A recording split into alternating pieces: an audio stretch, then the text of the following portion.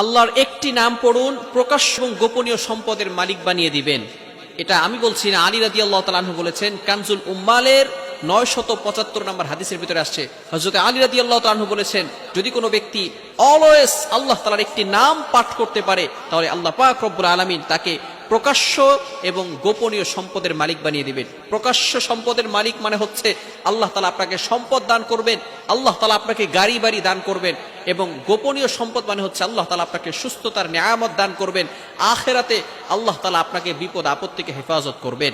অর্থাৎ যে ব্যক্তি আল্লাহ তাআলার এই একটি নাম পড়তে পারবে, আল্লাহ তাআলা তাকে 4টি পুরস্কার দিবেন। কয়টি পুরস্কার? 4টি পুরস্কার। 2টি পুরস্কার আল্লাহ তাআলা দুনিয়াতে দিবেন এবং 2টি পুরস্কার আল্লাহ তাআলা আখিরাতে দিবেন। দুনিয়াতে যে 2টি পুরস্কার দিবেন, 1 নাম্বার হচ্ছে তার অভাব আল্লাহ তাআলা দূর করে দিবেন।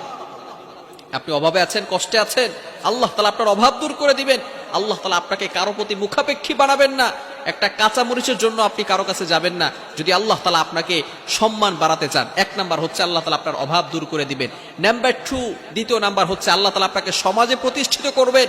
আল্লাহ তাআলা আপনার ইজ্জত বাড়িয়ে দিবেন, আপনার সম্মানকে বাড়িয়ে দিবেন। এই 2টি পুরস্কার আল্লাহ তাআলা দুনিয়াতে দিবেন এবং আর 2টি পুরস্কার আল্লাহ তাআলা আখিরাতে দিবেন। 1 নাম্বার আল্লাহ তাআলা কবরের আযাব আল্লাহ তাআলা ক্ষমা করে দিবেন, বলেন সুবহানাল্লাহ। এবং দ্বিতীয় নাম্বার পুরস্কার আখিরাতে দিবেন, সেটা হচ্ছে আল্লাহ তাআলা বলবেন, উদখুলিল জান্নাতা বিরহমাতি, go to the paradise with my mercy, আমার দয়ায় তুমি জান্নাতে চলে যাও, বলেন সুবহানাল্লাহ। এই 4টি পুরস্কার দিবেন।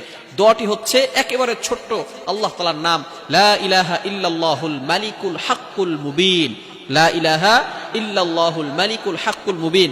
এই নামটা আমরা পড়তে পারবো না? যদি আমরা এই নামটা পড়তে পারি, আল্লাহ তাআলা 4টি পুরস্কার দিবেন, প্রকাশ্য গোপনীয় সম্পদের মালিক বানিয়ে দিবেন। আল্লাহ তাআলা আপনাকে সুস্থতার নিয়ামত দান করবেন, ইজ্জত সম্মান বাড়িয়ে দিবেন, অভাব দূর করে দিয়ে আল্লাহ তাআলা সম্পদের মালিক বানাবেন, সমাজে প্রতিষ্ঠিত করবেন, কবরের আযাব বন্ধ করে দিবেন। কবর হচ্ছে খুব ভয়ঙ্কর জায়গা। মানুষ যখন ইন্তেকাল করবে, মৃত্যুবরণ করার সাথে সাথেই আল্লাহ পাক রব্বুল আলামিন মুসলমানদের জন্য এমন একটা বিধান দিয়েছেন, ওইখানে তাকে দাফন করা হবে, কবরস্থ করা হবে। কবর দেওয়ার পরে যেখানে কোনো গাড়ি নাই, যেখানে কোনো বাড়ি নাই, যেখানে কোনো সাথী নাই, কোনো সঙ্গী নাই, বাতি নাই, কিচ্ছু থাকবে না, মানুষ পেরেশান হয়ে যাবে। যখন সকল মানুষ তাকে দাফন করে চলে যাবে, এমন সময় 2জন ফেরেশতা মুনকার নাকির আসবে। আসার পরেই তাকে জিজ্ঞেস করা হবে, মার রব্বুকা, তোমার রবকে, ওমা দীনুকা, ওমান নবিয়ুকা, তোমার নবীকে, আতারিফু মান হাদার রাজুল, do you know this person, এই লোকটাকে চিনো। এই 3টি প্রশ্ন করা হবে। যারা এই 3টি প্রশ্নের উত্তর দিতে পারবে, তাদের কবরটাকে আল্লাহ তাআলা জান্নাতের বাগান বানিয়ে দিবেন। কিন্তু যারা এই 3টি প্রশ্নের উত্তর দিতে পারবে না, তাদের ব্যাপারে আল্লাহ পাক রব্বুল আলামিন ভয়ঙ্কর শাস্তির কথা বলে দিয়েছেন। আল্লাহ পাক রব্বুল আলামিন জানিয়ে দিয়েছেন যে সাথে সাথে তাদের কবরের ভিতরে জাহান্নামের আগুন দ্বারা জ্বালিয়ে দেওয়া হবে। কঠিন পরিস্থিতি হবে। এই জন্য যদি আমরা এই আমলটা করতে পারি এবং আল্লাহ তাআলার ইবাদত করতে পারি, তাহলে আল্লাহ পাক রব্বুল আলামিন কবর আযাবকে বন্ধ করে দিবেন এবং কিয়ামতের ময়দানে, in the day of judgement, Allah পাক রব্বুল আলামিন আমাদেরকে বিপদ আপদ থেকে হেফাজত করে আল্লাহ পাক রব্বুল আলামিন আমাদের জন্য জান্নাতের বাগান বানিয়ে দিবেন।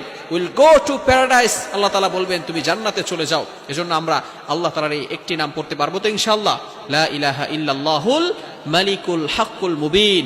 আল্লাহ তাআলা আমাদের সকলকে এই আমলটা করার তৌফিক দান করেন। সকলে বলেন আমিন।